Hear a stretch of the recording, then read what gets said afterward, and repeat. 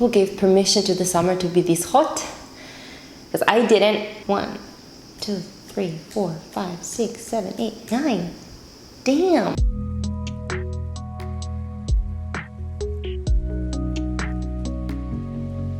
Hi everyone, I am Fran. Welcome back to my channel. Today's video is going to be a wrap-up, believe it or not, the first wrap-up of the year from me in July. That's normal, but it doesn't matter. It is my favorite wrap-up to film because it is the June wrap-up, and June, as I hope everyone knows here, if you are subscribed to my channel, June is Pride Month, which means that this wrap-up is going to include exclusively queer books. Now, I try to read mostly queer books anyway, but in June, it's just queer books, which is honestly the best if you ask me. So I am really excited to talk about the books that I read in June, because I've loved, like truly loved, most of them. In June, I also participated in the Queer Lit Readathon. So I tried to choose books that would meet certain criteria, prompts that the creators of the readathon had given us, and I did fairly well. I might have completed the bingo board if I had read one graphic novel that I didn't get around to, and I am so sorry about that, but I think I did fairly well, and I am just happy about how it went. In June, I read 9 books, which is the most that I've read in a month this year so far, and it always happens, if I have to be honest. I feel like June is one of the months where I read the most, because Pride Month just makes me so excited to read all the queer books. I am sweating, you guys. I am so sorry, but this is just gonna be hard to film because I am sweating buckets. So I read 9 books. 6 of those were audiobooks. 2 other books were graphic novels that I read physically, which I am so excited about because this year I have barely read any physical books that I actually own, and it was one of my resolutions for this year, so that resolution is not going that well. And 1 ebook, and there was also another book that I decided to DNF because I just couldn't keep tricking myself into thinking that I was actually going to finish it at some point, so I just decided to give up. And there was also an ebook, so there's that. A Restless Truth by Freya Marsk. Let us begin with the book that I decided to DNF. I had already mentioned in my June TBR that I was having a hard time with this book, and that is because I was finding it very, very hard to establish any kind of connection with the main characters. They felt very bidimensional. They felt very papery, fictional characters, not characters that could come out of the pages, become alive in, of course, a fictional way. It's not that I didn't like them, even though, no, I did not like them particularly. It's just that, I don't know, they didn't feel real in any way. And that, of course, was a major issue, because I feel like in order for you to like a book, in order for a book to engage you, for it to have some sort of like emotional reaction out of you, you have to feel something towards the characters, whether you like them or dislike them or are intrigued, whatever. You have to feel something towards them. You can just be like, okay, you know? But also I felt like the pacing of the story was wrong. Let me tell you something about the synopsis so you can understand what we're talking about here. So this is the 2nd book in a series, so obviously I can't say too much about the plot. Basically, the main protagonist, whose name I can't even remember, she is the sister of the main protagonist of the 1st book in this series, A Marvelous Light. She's in a ship, and this ship is going from New York back to England, and this trip is going to take, I think, 6 days, a week, something like that.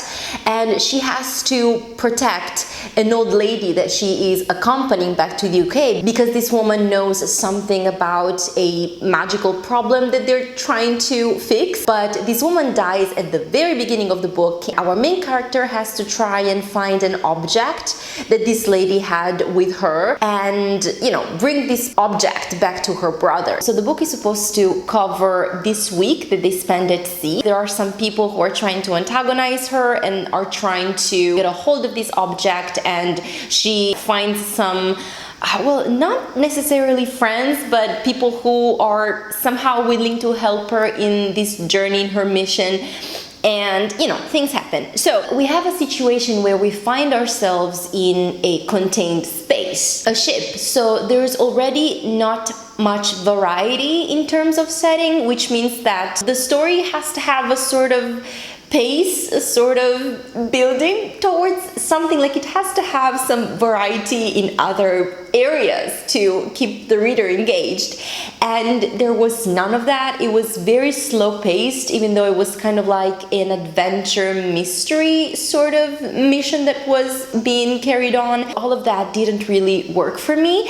And another thing that just really bothered me, I cannot even tell you how much it bothered me, was the romantic relationship. Before beginning this book, I was so excited about the romance aspect, because in the first book it was done so well. Like, you could really feel the chemistry and the tension, the connection between the two main characters, and the sex scenes were nice and steamy. It was really well written, and I loved it. I loved it so much. That's why I decided to read the second book, you know. In this book, we were supposed to have a sapphic romance, which of course made me even more excited to read it. I was expecting great things from the romance in this book, and the book did not deliver. But why? Let me tell you. First of all, as I've said, I couldn't feel the chemistry between the two love interests. I wasn't really seeing it. It didn't convince me in any way. Like, why are these two women romantically interested in each other? Why do they want to have sex? Like, what's happening there? I was not convinced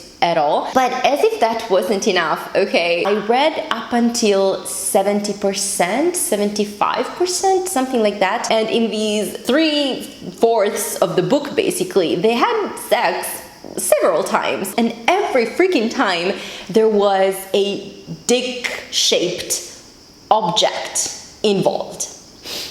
Now, you can do whatever you want in the bedroom. It's your business. I don't care. But you have a sapphic romance, okay? And the idea that you need a dick in some way, shape, or form when two women are having sex with each other, it just bothers me. It bothers me so much. They had sex several times. You could have found different ways. You could have varied each time, drawing up a new scenario, finding new ways for these two women to have sex and to orgasm. But no, every single time you have to use penetration, you have to use a dick-shaped object. That just annoyed me. Two women can have sex without a sort of male presence hanging over them. That's the whole point of being lesbian, at least. Yeah, this book was a DNF. I reached a point where I was not interested in the mystery. I was not interested in what was going to happen next. And I'm truly annoyed because the main protagonists of the third book, I think, are going to be much more interesting. I think the third book is going to be good, but I just could not bring myself to finish this second book. I am missing some pieces, and I find myself in a position now where I don't know if I want to give the third book a try. I don't think I can go through with it, so I don't think I'm going to. I've spoken way too much about a book that I DNF'd, and we have 9 more books to go, so yay! Editing Franny here, interrupting your viewing to let you know that the footage of this video turned out to be more than 3 hours, which was way too long for a single video here on my channel, and so I felt like I had to split it into 2 parts, and that's what I ended up doing. So this is the first part of the wrap-up, and there's going to be a second video with the second part of my June wrap-up. And also, even though I spoke for, again, more than 3 hours, I somehow forgot to talk about one of the best books that I read in June and that I read in this entire year so far, and so I'm gonna do it now. And if you have watched my mid-year reading check-in book tag, that is, again, a mouthful, you might know what book I might be talking about. If you haven't watched it, you definitely should go. I will leave it linked in the description. But the book I'm talking about is The Luis Ortega Survival Club by Sonora Reyes. First and foremost, I want to say that I listened to the audiobook of this one, and I need to give credit wholeheartedly to the narrator, Elisa Mendeles, because they were incredible. They really brought Ari, the main character, to life. They gave a depth and a realness to the story that I don't know if it would have had otherwise, at least for me. And if I loved this book as much as I did, if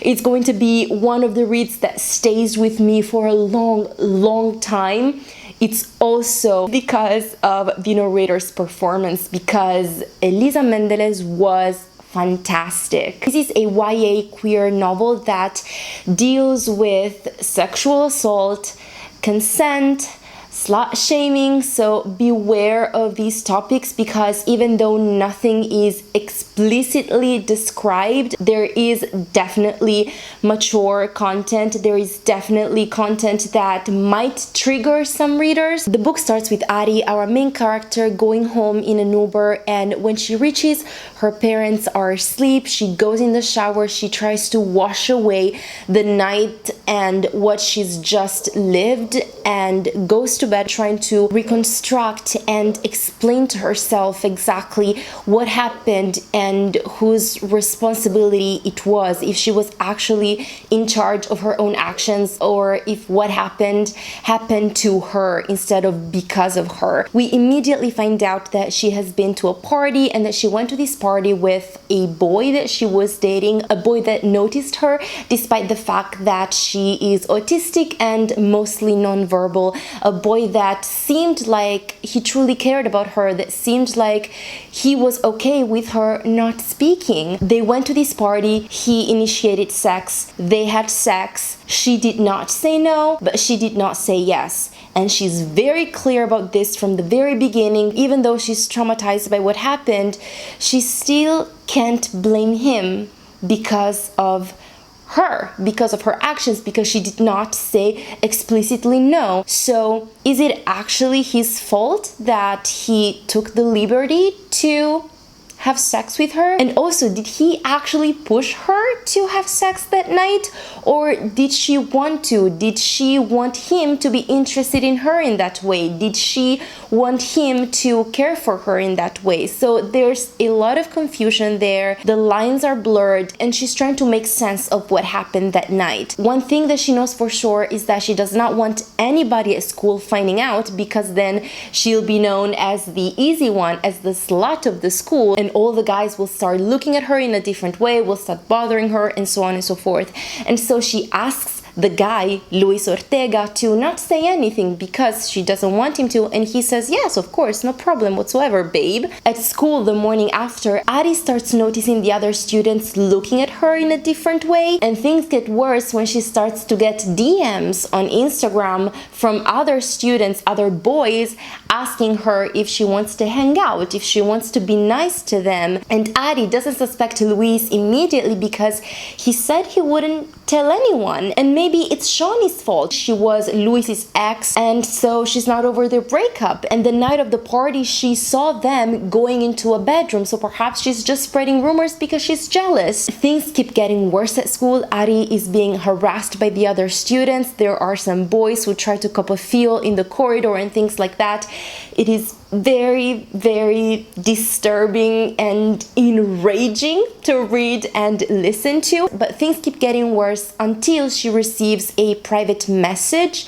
I think it was an email by someone who goes by the name of T-Losk, and this T-Losk basically tells her, I know what you're going through, I believe you, meet me in this room at this hour and we will make him pay. Long story short, Ari finds herself being part of a group of other people who have been wronged by Luis Ortega and who want to make him pay for what he's done. And then they slowly but surely start becoming friends and being there for each other and supporting each other, and the friendship in this book was incredible and beautiful, and it balances out the sheer and deep darkness that is coming from what happened to Ari. The author really shows us Ari's inner monologue, how she's processing what happened that night, how she blames herself for not being able to say no, even though what happened to her happened because she was not able to say no, and he knew that, and he took advantage of that, which is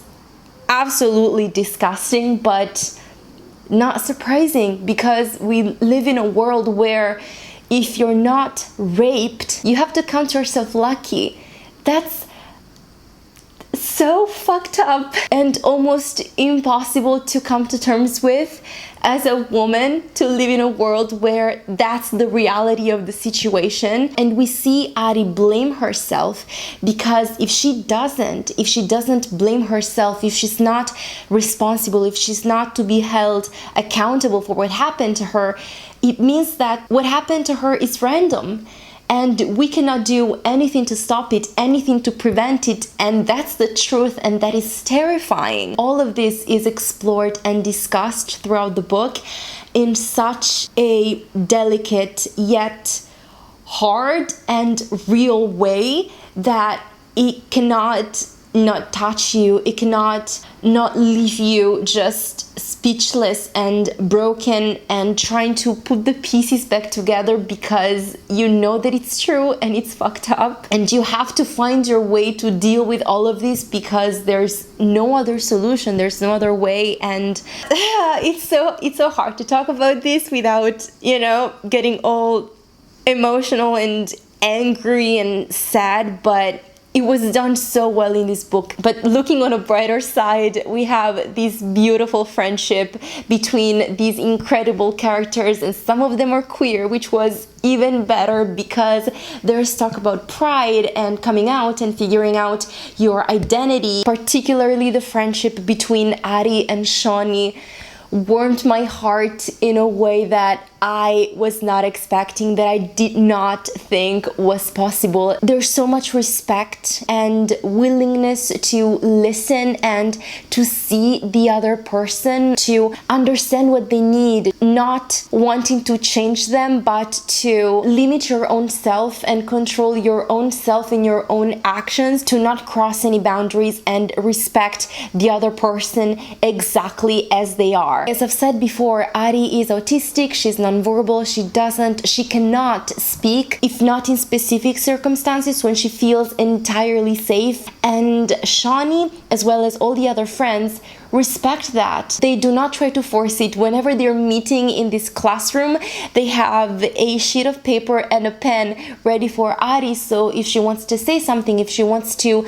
let her voice be heard, she can write it down. And they never assume or presume that she'll start speaking with them once she starts feeling safer, once they get more familiar with each other. And even as we maybe start seeing something romantic very slowly blossoming between Ari and Shawnee, not even once does Shawnee ever touch Ari without asking her for her consent. And sometimes it's a glance, sometimes it's asking outwardly if it's okay for Shawnee to touch her. Other times it can be as simple as offering her hand, palm up, and waiting for Ari to take it if she wants to. It can be as simple as that. But after seeing what happened to Ari, after knowing what happened to Ari and to other girls like Ari, to other people like Ari, seeing all of that was so wholesome and so beautiful and so incredible,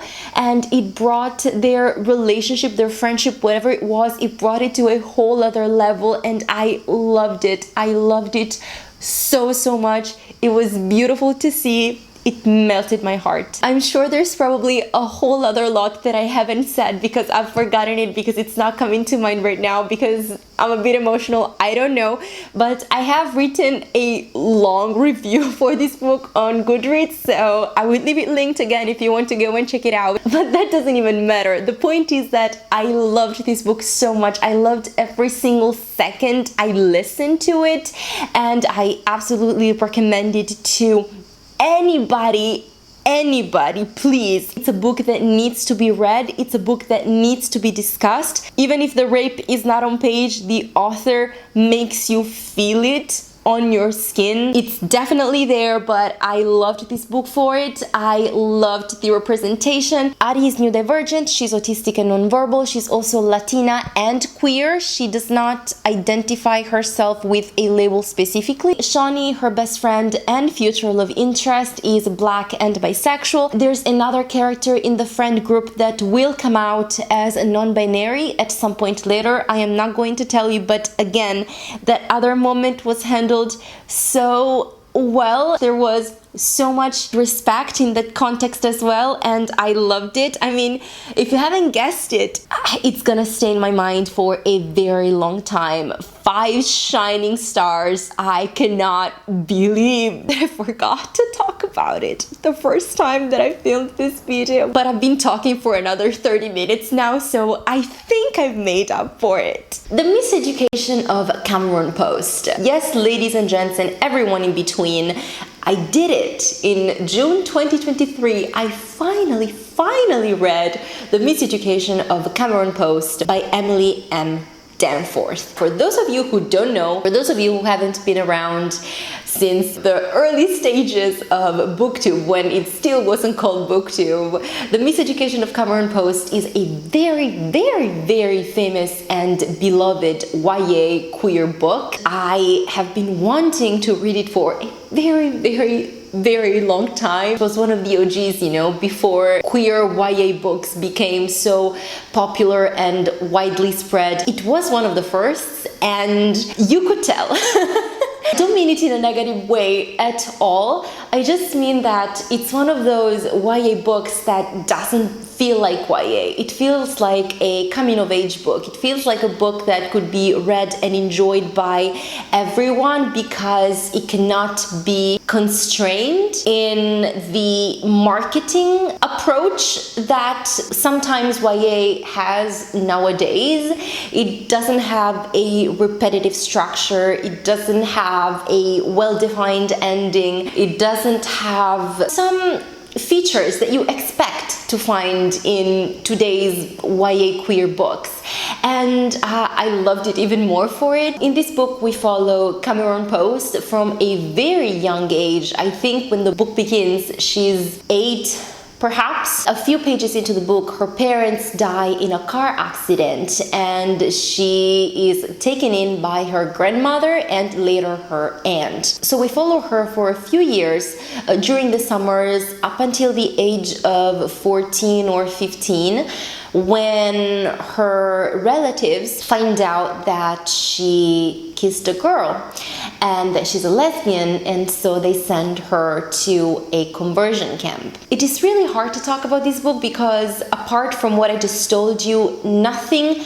major happens. We literally see this girl in her daily life coming into her sexuality, figuring out who she is, what she likes, becoming confident about who she likes and who she wants to be, despite what other people say, because this is set in the 1980s, maybe, in a very different time from today, and even today we see how things are for queer people, so you know, but it was even worse, of course, back then. So there's a lot of homophobia that she has to deal with, and you know how when everyone that surrounds you is a homophobe, you start to interiorize certain beliefs. You really start thinking that there's something wrong with you, that your parents dying in a car crash is God punishing you for loving people, being attracted to people of the same sex, which is fucked up on so many levels. But we really see how the place where you grew up and the people who are part of your life can truly affect your beliefs and your mental health in this sense. And in this book, all of this was portrayed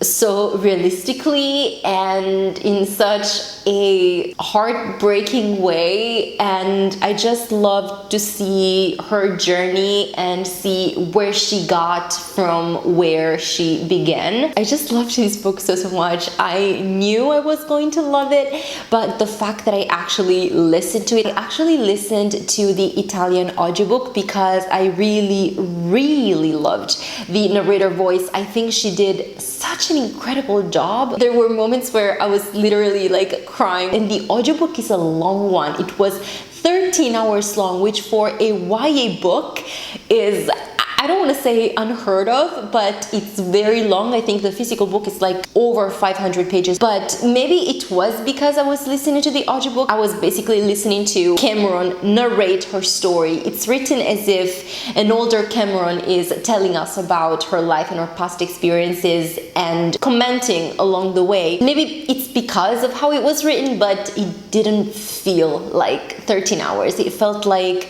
talking to a friend and listening to their life story being told to you, and I just loved it. I just loved it. Every free moment I had, I was playing the audiobook, and I just loved it so much. I am so happy that I finally listened to it. You guys can't even imagine. It was incredible. Absolutely recommend. 5 huge shining stars. Delilah Green Doesn't Care by Ashley Herring Blake. Unpopular opinion time. I did not like this book. I didn't. And I'm very upset about that because it had all the elements to become one of my favorites. I was hoping for it to be a Virgin River sort of situation in a way. I am searching, okay, for a queer book that is going to give me Virgin River vibes. So if you have a suggestion, please let me know, because I'm actively looking for it and I haven't found it yet. Anyways, this book is about our main character, Delilah Green. She is an artist, she's a photographer, and she lives in New York. She's trying to have her big break in New York, but she has agreed to go and be the wedding photographer for her sister Astrid's wedding. And she didn't want to do it, but Astrid's mother, who is Delilah's stepmother, is incredibly rich, and they're going to pay her a lot of money for the wedding, which is going to take place, for a whole week. It's a bunch of events that she has to be a part of, to take photographs, of course.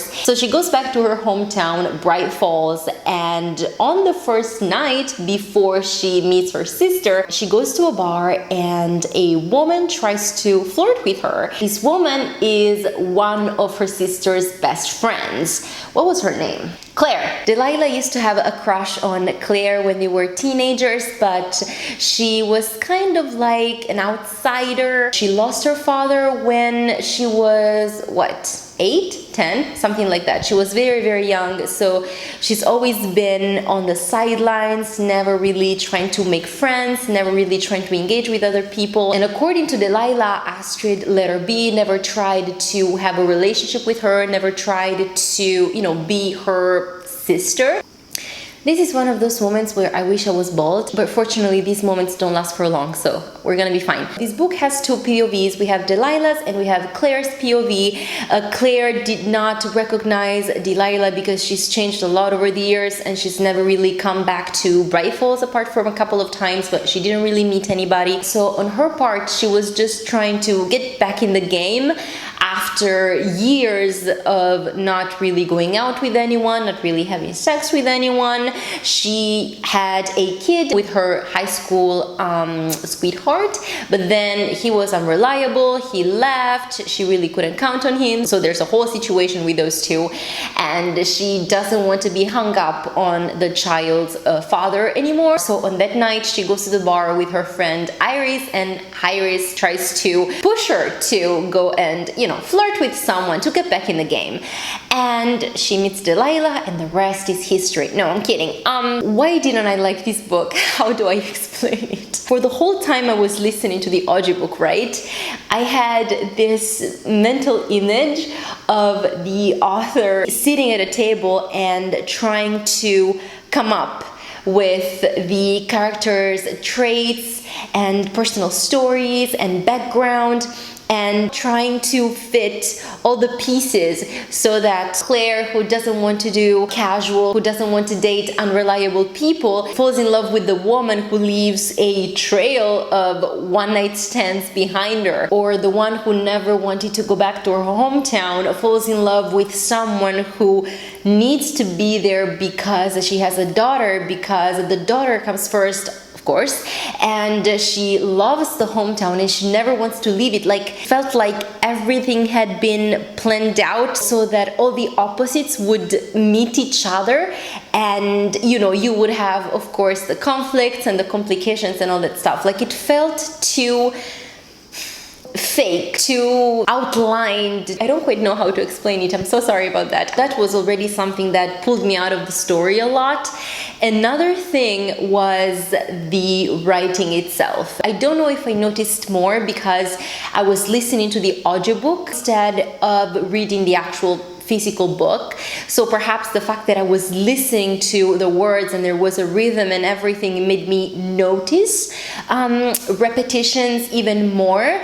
But the writing style was so repetitive, always the same thing over and over again. For instance, Delilah had always thought that so and so, but then Claire had come along and this would happen. Or Claire had always done things a certain way, but then Delilah would come, and like there was a structure that was repeated over and over and over again multiple times, every single chapter in both points of views. And you would expect that different people think in a different way and speak in a different way, but no, it was the same thing, and it was really, really annoying. You know how there's an episode in How I Met Your Mother where Robin is a news host and she uses baram a lot, and so the others decided to make a drinking game out of it, and so they have to take a shot every time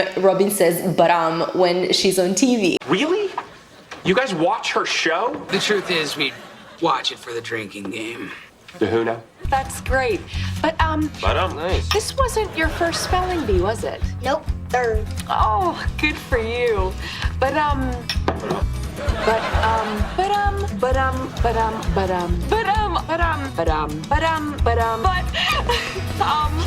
What is you did that.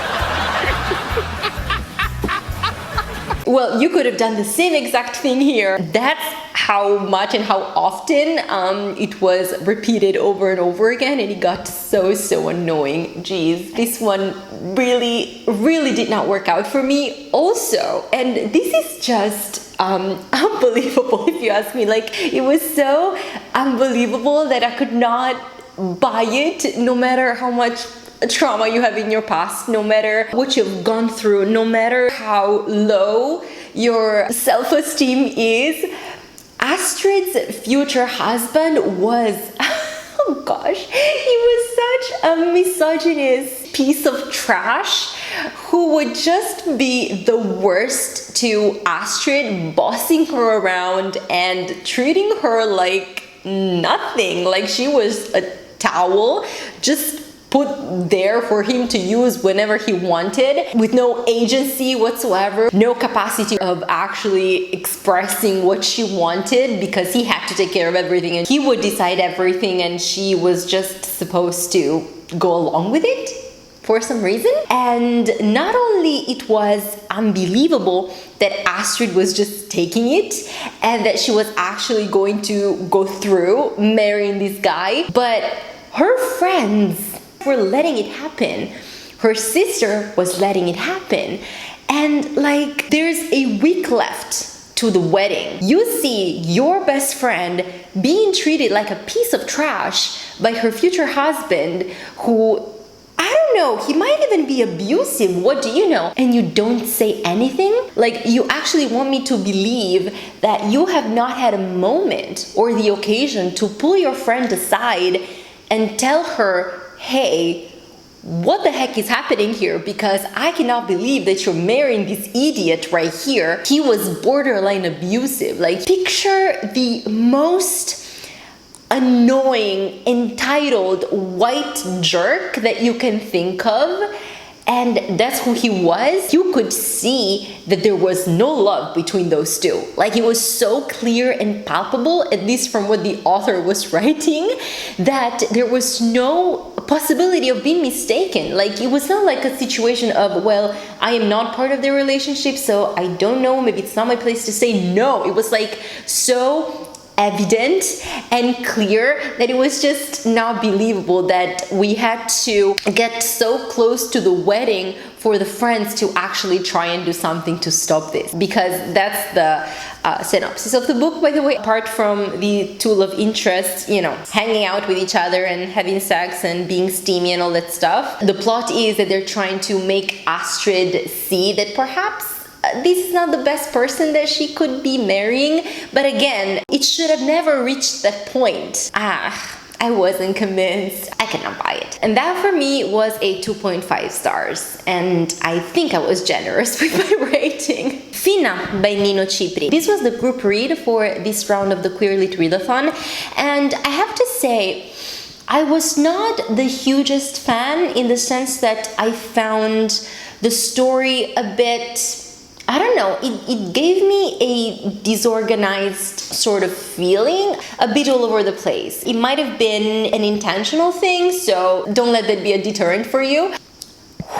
It just gave me this impression that I couldn't really get into the story as much as I would have wanted to, but I still enjoyed it a lot, and there were a lot of themes that I liked finding there, so that's definitely a plus. This novella is set in an IKEA-like store. Our main character, Eva, she works at this store. She really hates her job. She finds it very repetitive, very depressing, alienating. The workers aren't treated all that well like human beings. They're just like parts of a machine that has to, you know, keep on working and keep on functioning and all that. Eva has just broken up with her partner Jules. She was not supposed to go in to work that morning, but she went anyway to cover for another co-worker, and at some point during her shift, a customer comes up to her and she says that she has lost her grandmother, she can't find her anywhere, and can she please help her out? So Eva tries to find this woman's grandmother, and they basically find out that there's a mashkal, a line basically that separates parallel universes that connect different IKEA-like stores, you know, in different worlds and dimensions. And the grandmother probably got lost in another dimension. If they don't want to lose their job, Eva and Jules have to travel through these dimensions and find this grandmother and bring her back. Of course, the other dimensions are pretty dangerous because there are carnivorous plants, there are like hive-minded people that are controlled by weird creatures. It was unique, that's for sure, and I did have a good time reading it. I found myself not reading for the adventures, but reading to get to know Eva and Jules and wanting to know more about their failed relationship.